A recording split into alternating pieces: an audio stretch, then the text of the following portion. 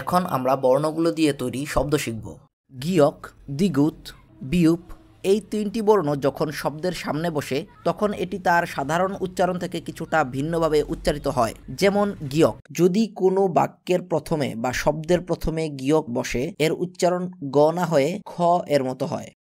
যদি মাঝখানে বসে তাহলে গ এর মতো উচ্চারণ হয় এবং নিচে বসলে এর উচ্চারণ হয় ক এর মতো।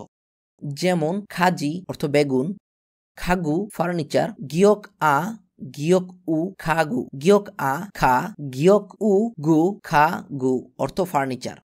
খাজুক অর্থ পরিবার। এখানে গিয়ক শব্দটি আরেকটা শব্দের নিচে বসাতে গ এর মতো উচ্চারিত না হয়ে ক এর মতো উচ্চারিত হয়েছে। প্রথমে বসাতে উচ্চারিত হয়েছে খ এর মতো এবং নিচে বসাতে উচ্চারিত হয়েছে ক এর মতো, তাই এটাকে বলা যায় খাজুক অর্থ পরিবার।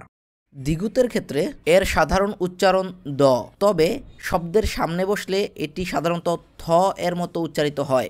যেমন থারিমি, থোরো, থারি, থাল ইত্যাদি, এবং বাচ্ছিম হিসেবে ত হয়। বিয়ুপ, বিয়ুপ এর সাধারণ উচ্চারণ ব হলেও শব্দের প্রথমে বসলে এর উচ্চারণ অনেক সময় বাংলায় ফ বা ফ এর মতো উচ্চারিত হয়। শব্দের অন্য অংশে ব কিন্তু বাচ্ছিম হিসেবে পি বা প এর মতো উচ্চারিত হয়ে থাকে। বাকি বর্ণগুলোর উচ্চারণ হলো বর্ণের নামের প্রথম অংশ এবং বাচ্ছিম হিসেবে বসলে বর্ণের নামের শেষ অংশ উচ্চারিত হয়ে থাকে। নিউন এর উচ্চারণ ন, নামু, নো, নুনা, নারা।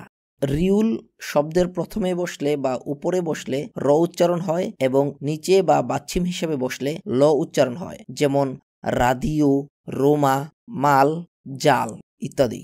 মিউম বা ম সর্বাবস্থায় ম উচ্চারিত হয়, যেমন মারো, মোজা, মু, মরি ইত্যাদি। বিয়ুপ, আমরা প্রথমেই বলেছি বিয়ুপের উচ্চারণ শব্দের প্রথমে বসলে ফ এর মতো উচ্চারিত হয়। এক্ষেত্রে বিয়ুপ দিয়ে তৈরি শব্দগুলো হবে ফাদা, ফুল, ফিনু, বি বা ফি। এখানে উল্লেখযোগ্য বিষয় হলো বাদা এবং ফাদা দুটি শব্দই সঠিক, তবে ফাদা শব্দটি অধিকতর গ্রহণযোগ্য। সিউত, স, সাজা, সো, সজু, সাদা।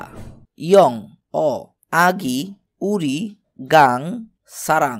এখানে উল্লেখ্য যে বাচ্ছিম হিসাবে বসাতে ইয়ং এর উচ্চারণ অনুস্বারের মতো হয়েছে।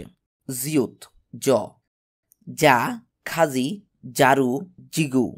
ছিউত, ছ, ছা, ছগু, ছিমা, ছিরিউ। খিউক, খ, খামেরা, খো, খফি, খপ। এখানটাতে ফিউপ বাচ্ছিম হিসাবে বসাতে প এর মতো উচ্চারিত হয়েছে। থিউত, থ, থাজাগি, থোমাথো, খোত, থাদা।